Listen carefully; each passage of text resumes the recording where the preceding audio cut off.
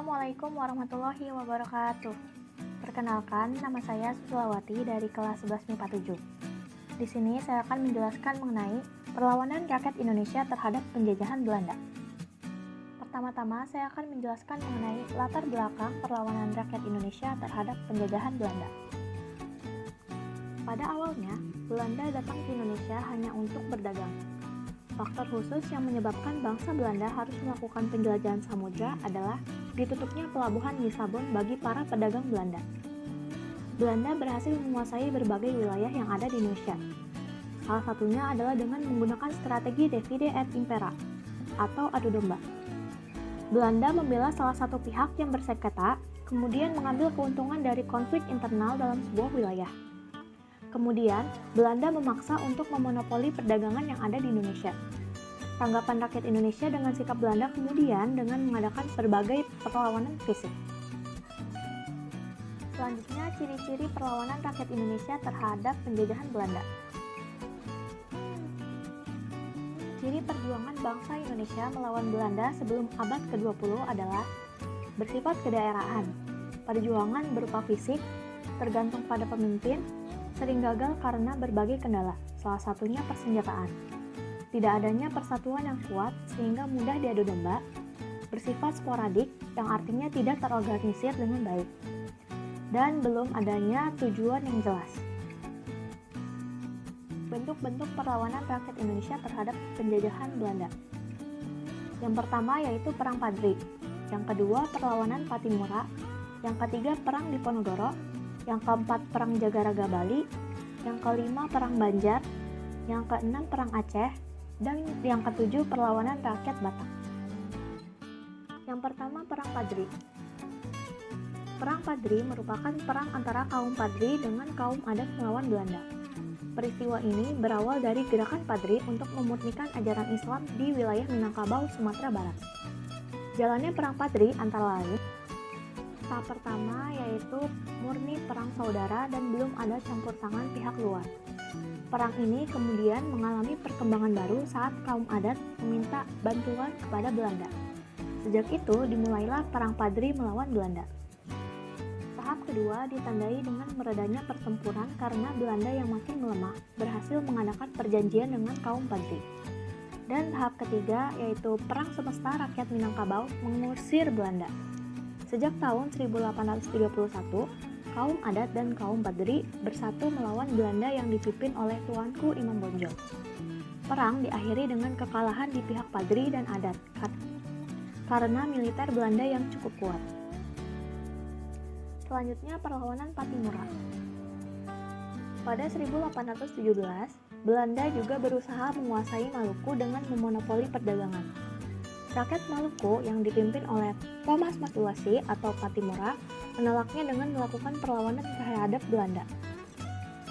Pertempuran sengit terjadi di benteng Dürrstedt Saparua.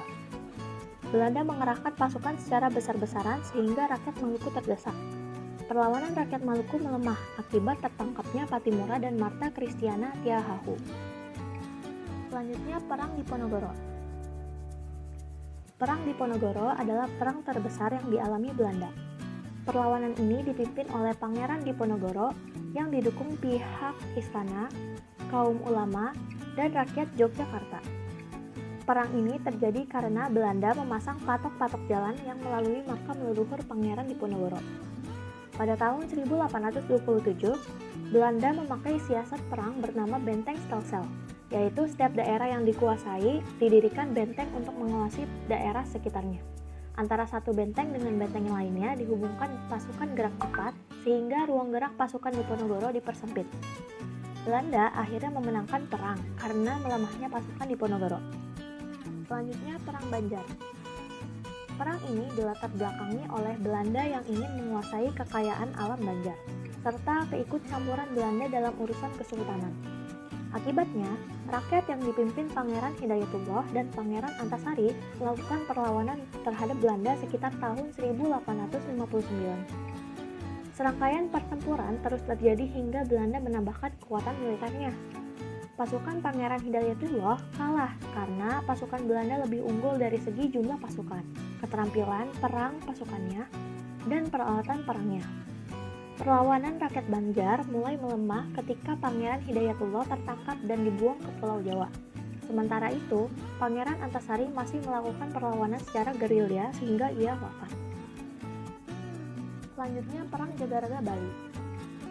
Perang ini terjadi akibat protes Belanda terhadap hak tawan karang, yaitu aturan yang memberi hak kepada kerajaan-kerajaan Bali untuk merampas kapal asing beserta muatannya yang terdampar di Bali.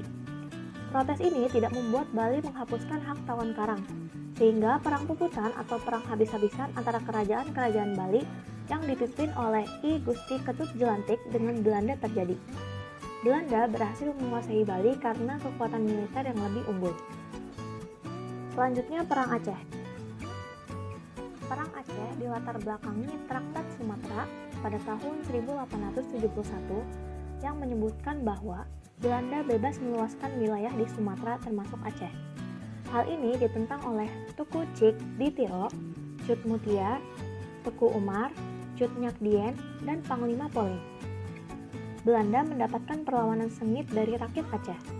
Rakyat Aceh berperang dengan jihad, sehingga semangatnya untuk melawan Belanda sangat kuat. Untuk menghadapinya, Belanda mengutus Snel Khurgronj untuk meneliti budaya dan karakter rakyat Aceh. Ia menyarankan agar pemerintah Belanda menggempur pertahanan Aceh bertubi-tubi agar mental rakyat semakin terkikis, dan memecah belah rakyat Aceh menjadi beberapa kelompok. Yang terakhir yaitu perlawanan rakyat Batak. Perlawanan rakyat Batak dipimpin oleh Sisingamangaraja XII. Latar belakang perlawanan ini adalah bangsa Belanda berusaha menguasai seluruh tanah Batak dan disertai dengan penyebaran agama Kristen. Sisingamangaraja masih melawan Belanda sampai akhir abad ke-19. Namun, gerak pasukan Sisingamangaraja semakin menyempit. Pada akhirnya, Sisingamangaraja wafat ditembak Serdadu Marsose dan Belanda menguasai tanah Batak. Demikian penjelasan dari saya mengenai perlawanan rakyat Indonesia terhadap penjajahan Belanda. Kurang lebihnya mohon maaf. Wassalamualaikum warahmatullahi wabarakatuh.